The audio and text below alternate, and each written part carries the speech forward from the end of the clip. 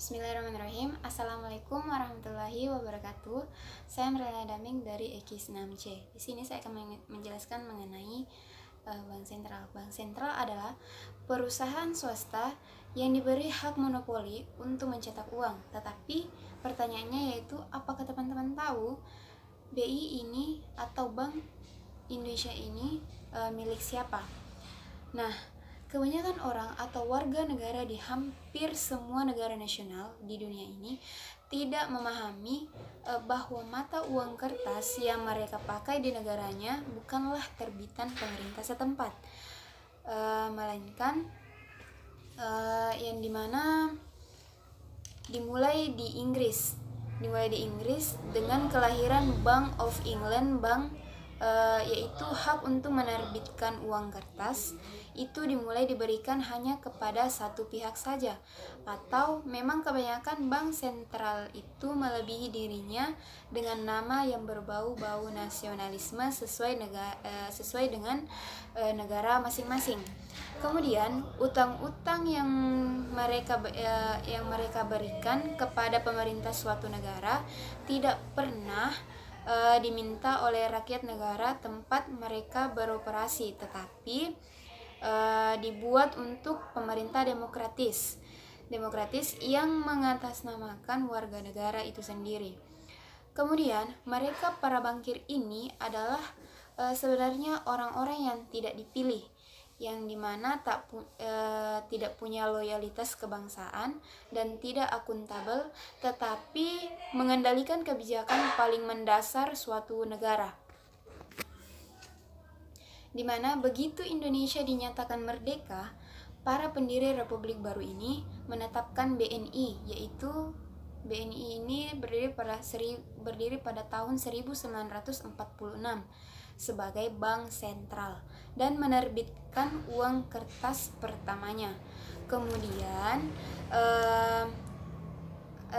akan tetapi sebenarnya di sini ketika Ir Soekarno dan Detranus Muhammad Hatta menyatakan kemerdekaan rakyat Indonesia, pemerintah kolonial Belanda tidak mengakuinya, apalagi menyerahkan kedaulatan Republik baru ini.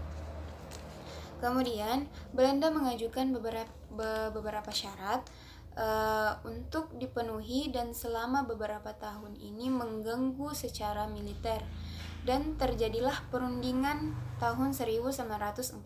Adapun syarat-syaratnya yaitu yang pertama, penghentian Bank Negara Indonesia atau BNI, di mana pada tahun 1946 sebagai Bank Sentral Republik dan digantikan oleh NV de Javans Bank, yang dimana sebuah perusahaan ini merupakan perusahaan swasta milik beberapa pedagang Yahudi Belanda yang berganti nama menjadi Bank Indonesia atau yang sekarang ini disebut dengan BI.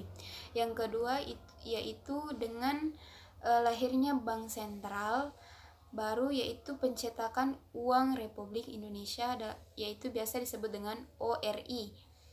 Yang ketiga yaitu bersamaan dengan itu utang pemerintah kolonial Hindia Belanda sebesar 4 miliar dolar Amerika Serikat. Dengan berkuasanya Orde Baru di bawah Jenderal Soeharto akan menjadi alat kepanjangan neokolonialisme melalui pemberian paket bantuan pembangunan. Kemudian pada segelintir elit baru ini diajarkan ekonomi neoklasik dengan model pembiayaan melalui defisit anggarannya dan pembenaran bagi utang negara yang disulap menjadi proyek-proyek pembangunan dan diwadahi dalam APBN. Maka utang luar negeri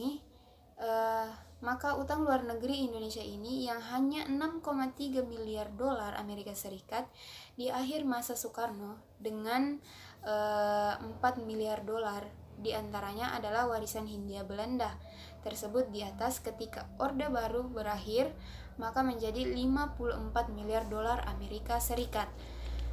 Kemudian jika dilihat dan bayaran untuk itu semua, dari ironi menjadi tragedi, adalah republik ini kini sepenuhnya dikendalikan oleh para bankir.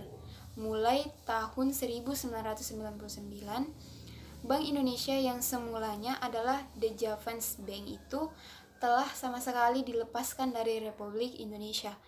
Dan mulai tahun 2011 melalui Undang-Undang Mata Uang atau kalau disahkan, Bank Indonesia dilegalisir sebagai pemegang hak monopoli menerbitkan uang kertas di Indonesia.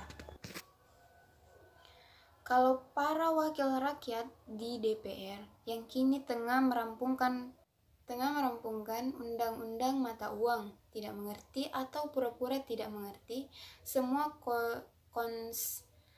konstelasi ini, warga Republik harus memahaminya, dan sebagai warga negara yang mengerti, kita memiliki hak asasi dan hak konstitusional untuk mengambil keputusan itu sendiri. Sekian penjelasan dari saya akhiri dengan ucapan wassalamualaikum warahmatullahi wabarakatuh.